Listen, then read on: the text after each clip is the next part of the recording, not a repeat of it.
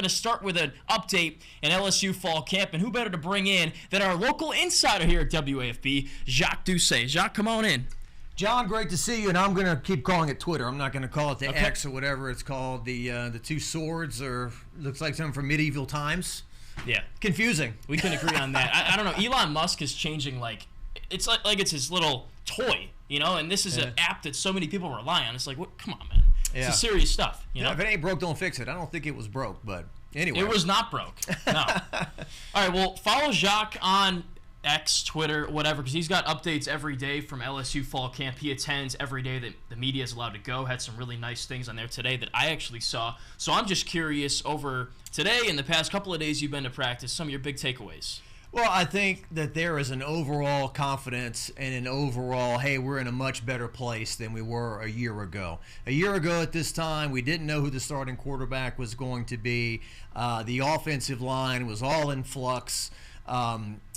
As far as running backs and wide receivers and just overall team feeling going into that first game. Mike Denbrock, the offensive coordinator, spoke to us today, and he said, look, we're going to that first game. We had all these questions. Now we know Jayden Daniels is our starting quarterback. We know that we can count on Emory Jones and Will Campbell that were true freshmen a year ago in the offensive line. Now they're super sophomores and have been baptized by fire.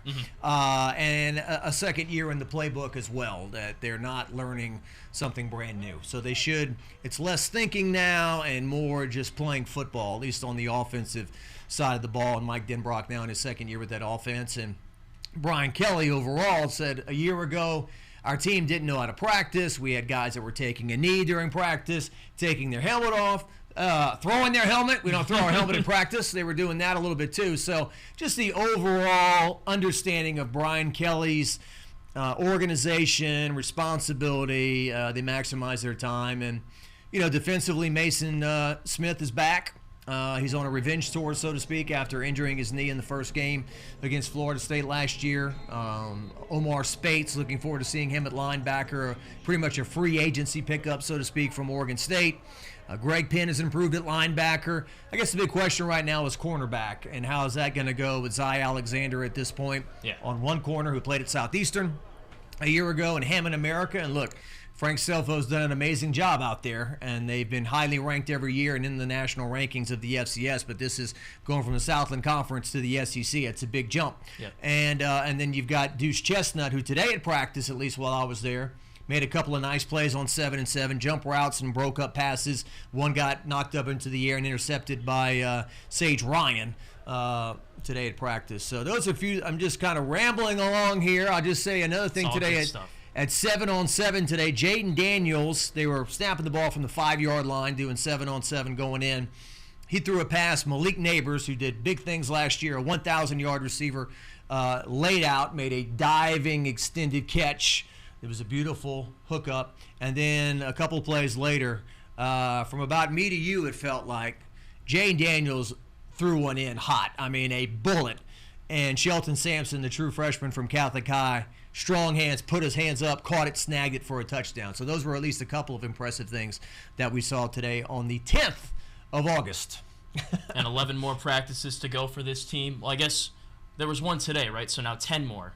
I'm not sure how many. I just know I think that me, you, Darren, Greg, Liz Coe, a bunch of people are leaving for Orlando. I think it was 3 weeks from yesterday. It's coming up, under a month. So it'll be here pretty fast. Yeah. The students, it's always funny. Sometimes I go to church at Christ the King, the Catholic church on campus, and during the summer, it's pretty packed. But man, that Sunday before the students go to the first day of class, it's like they fell from the sky. Yeah. And you start to feel that energy on campus. Okay, the students are back. Football season's about to be here. A lot more fender benders, people who can't drive. I'm just kidding. But no, that's kind of the case too. When all the students come back, I think LSU had over 30,000 students last year or a year ago at this time. Somebody that lives in my neighborhood, works at the university, said we got like 7,000 or 8,000 freshmen, which was a record. So anyway, a lot of students coming back, a lot of energy coming here pretty quickly. And then here's the deal. You wait for it to get here, you can't wait, and before you know it, you blink, it's Halloween, you blink, it's Thanksgiving, you blink, it's Christmas, and the season just takes off and leaves you. Yeah. Well, we're hoping that LSU's playing past Christmas, because, of course, that's when the playoff is, and the national championship after that. On that note, I'm curious real quick, if you can sum up what this team didn't have last year that they need to have this year to be a national championship contender, in a sentence, in a word, what would it be? Well, they still don't have a bell cow running back. You know, in 2013, Jeremy Hill, you know, you could turn around and give him the ball 20, 25 times, and he was a powerful guy who could break long runs and everything. And certainly we lived through the Leonard Fournette, you know, probably maybe the best running back I've seen in my lifetime at LSU. His sophomore season was amazing. I think he went over 2,000 yards. He had that bad game against Alabama, but I don't think you could put Thanos in the backfield trying to run against a 9-man front, and that would work. You know, then Darius Geis was an electric talent. And since then, you know, Clyde Edwards-Helaire pretty much did it all for the 19 team, although that was a little different in terms of, you know, the things he could do. So they still don't have a bell cow. They've got so many running backs. So I don't know if they've got a single guy that they can, you know, turn around and give the ball to. So that's different, but maybe that's fine again. They might have one. The problem is I'm going to talk about this later on in the show today. They just can't pick one, you know? Yeah.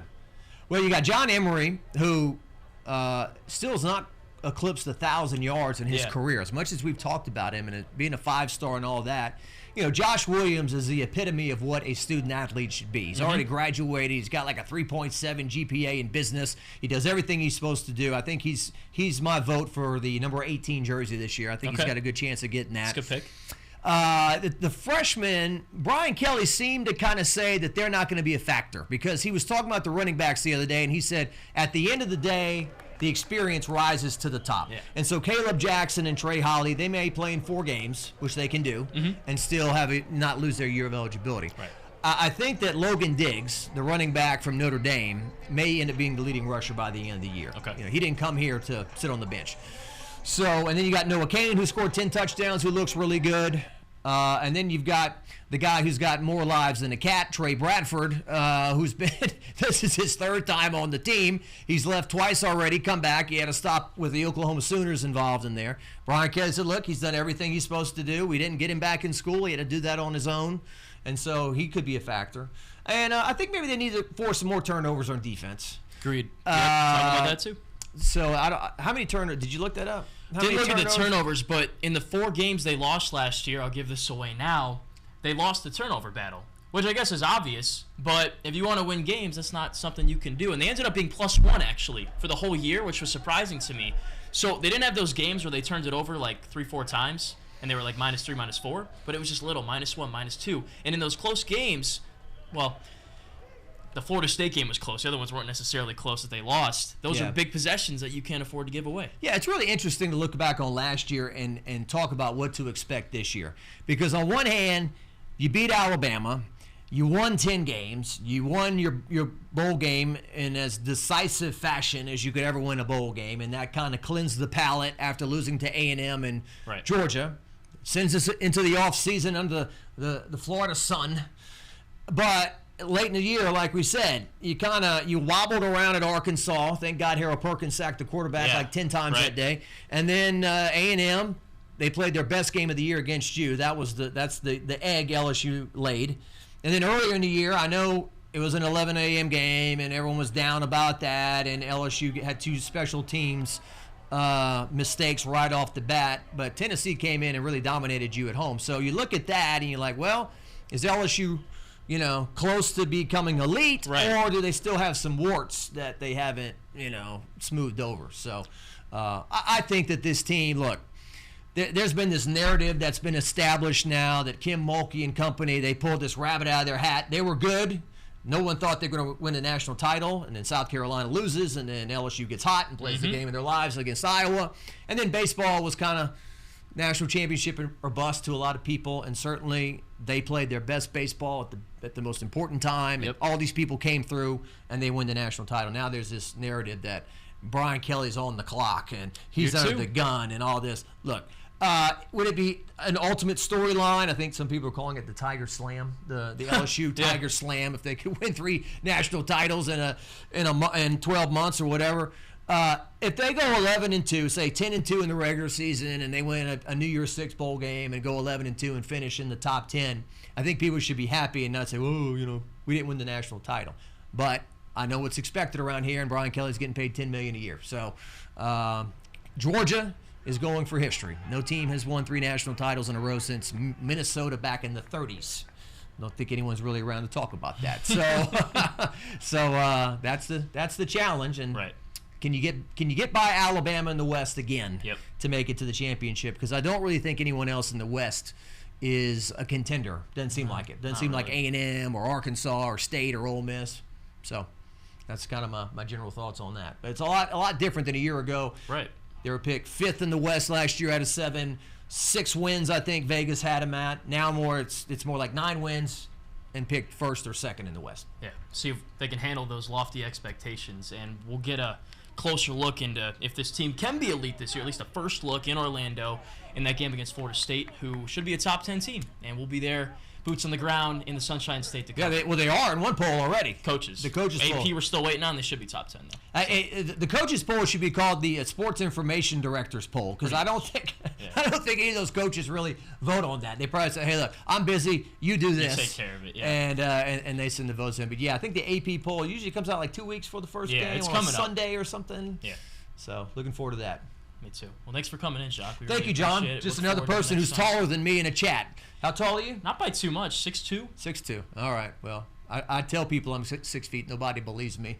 It's pretty close. I think you're fine. We're both at the top of this game up here. So, well, thanks for coming in. Keep up the great work. This guy's pumping out more content than Netflix. Bang, bang, every day. It's all going to the same place. WAFB. Thanks again, Jacques. No problem. Until next time. Thanks for having me. Appreciate you, man. Appreciate you.